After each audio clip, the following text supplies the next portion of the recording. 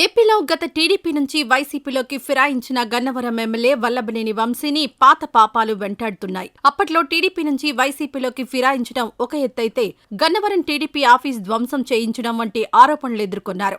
దీంతో ఈ ఎన్నికల్లో ఓటమి పాలైన తర్వాత వంశీని పోలీసులు టార్గెట్ చేశారు. ఈ క్రమంలో ఆయన అమెరికాకు పరారైనట్టు తెలుస్తోంది.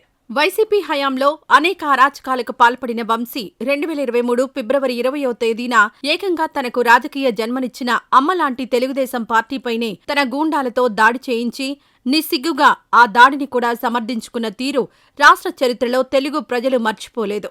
తెలుగుదేశం పార్టీ కార్యాలయంపై వంశీ అనుచరులు, ఆ పార్టీ గూండాలు దాడి చేసి నిప్పు పెట్టారు. ఇష్టం వచ్చినట్టు చెలరేగిపోయారు. కార్లు తగులబెట్టారు. ఆఫీస్కు నిప్పు పెట్టారు. ఫర్నిచర్ ధ్వంసం చేశారు.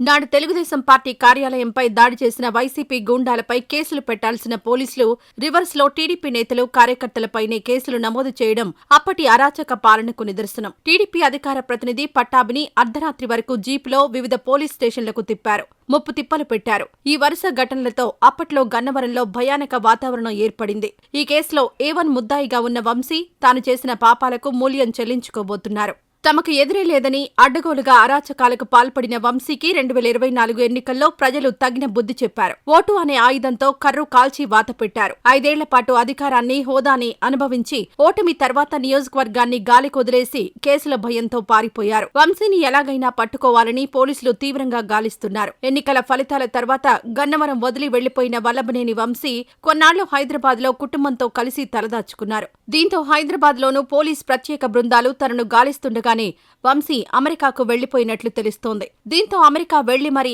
ఆయన్ను వెనక్కి రప్పించేందుకు ప్రభుత్వం ప్రయత్నిస్తోంది.